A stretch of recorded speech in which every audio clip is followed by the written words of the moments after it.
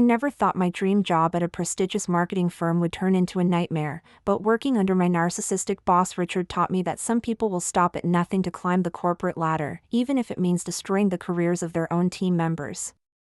Richard was the kind of manager who took credit for every success while blaming his subordinates for any failures, and he had perfected the art of manipulation over his 15-year career with the company.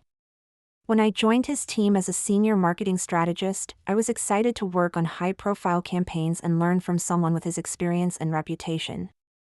However, it quickly became clear that Richard saw me as a threat rather than an asset, especially when my creative ideas started getting positive attention from upper management. He would constantly undermine my confidence, dismiss my suggestions in meetings, and then mysteriously present similar ideas as his own just days later. The situation escalated when our company landed the biggest client in our firm's history, a tech startup that needed a complete rebranding campaign to launch their revolutionary new product nationwide. This was a multi-million-dollar account that could make or break careers, and Richard made it clear that whoever created the winning campaign concept would be fast-tracked for promotion to creative director. I threw myself into the project with passion and dedication, working countless overtime hours to develop what I knew could be a game-changing marketing strategy. My concept centered around an innovative social media campaign that would integrate augmented reality features with traditional advertising, creating an immersive brand experience that had never been attempted before in our industry. I spent weeks refining every detail, from the visual aesthetics to the technical implementation, and I was confident that my idea could revolutionize how companies approach digital marketing campaigns. When it came time to present our campaign concepts to the client, Richard announced that he would be handling all the presentations personally, claiming that his experience was necessary to secure such an important account. He asked each team member to submit their ideas to him privately so he could coordinate a cohesive presentation strategy that would showcase our department's best work. I reluctantly handed over my comprehensive campaign proposal, complete with detailed mock-ups, budget projections, and implementation timelines that I had spent months perfecting. Richard assured me that he would present my concept fairly and give me full credit for my innovative approach, but something in his demeanor made me suspicious about his true intentions. I had learned not to trust him completely after witnessing how he had treated other team members in the past, but I still believed that professional ethics would prevent him from outright stealing someone else's work.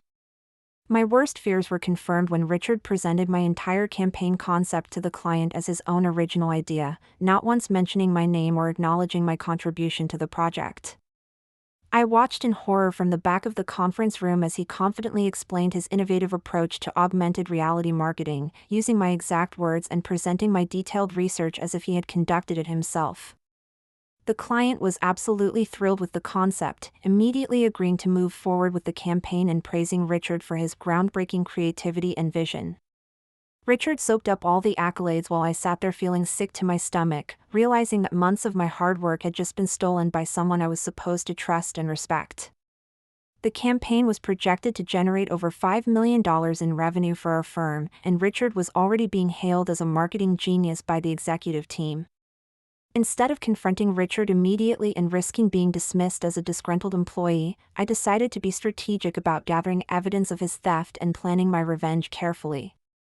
I began documenting everything related to the campaign development process, including email timestamps showing when I had submitted my ideas, early draft versions saved on my computer with creation dates, and notes from brainstorming sessions where I had discussed my concepts with colleagues.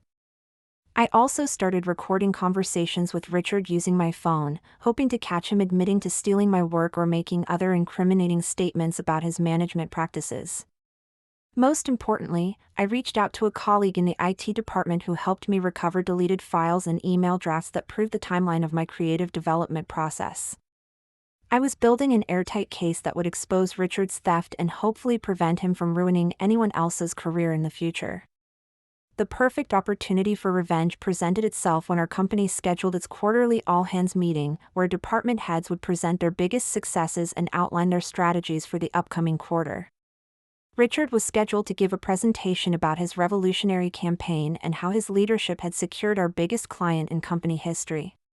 He spent weeks preparing his presentation, clearly planning to use this opportunity to position himself for a promotion to Vice President of Marketing. I knew this would be my chance to expose his lies in front of the entire company, including the CEO, board members, and all department heads who would be making decisions about future promotions and leadership roles. I requested a few minutes during the Q&A session to ask some clarifying questions about the campaign development process, and Richard arrogantly agreed, probably thinking I was going to help him look even better. The quarterly meeting was held in our largest conference room with over 100 employees present, including senior executives who rarely interacted with lower-level staff members like myself. Richard's presentation was polished and professional, and he spoke confidently about his innovative marketing approach and the tremendous success it had achieved for our client.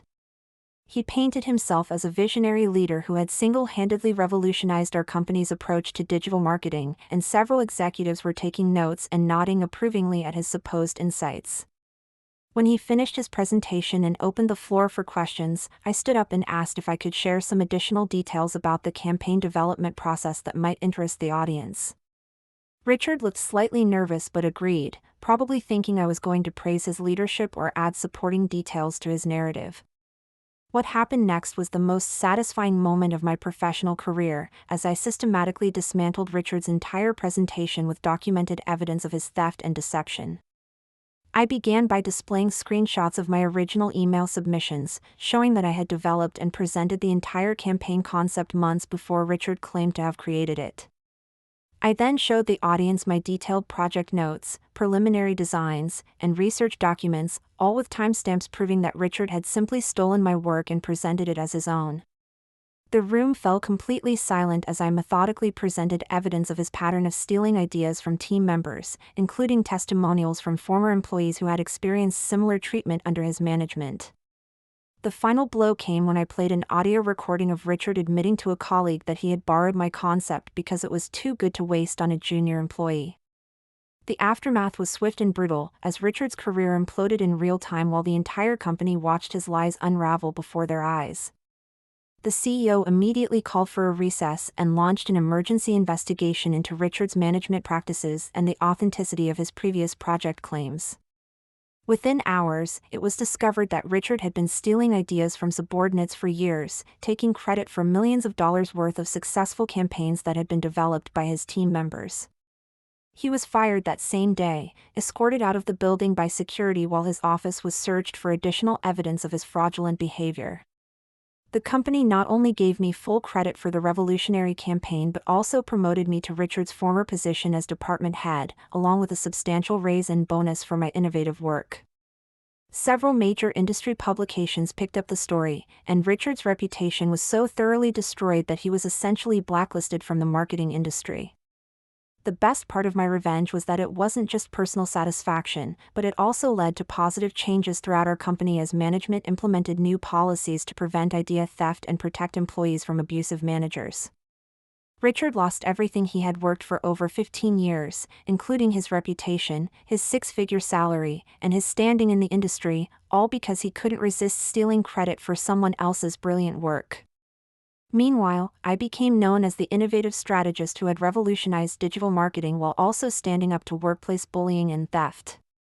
The campaign I developed went on to win several industry awards and generated over $10 million in revenue for our company, with my name rightfully attached to every accolade. Sometimes the best revenge is simply letting the truth speak for itself, and watching as someone's own greed and dishonesty lead to their inevitable downfall while justice is finally served.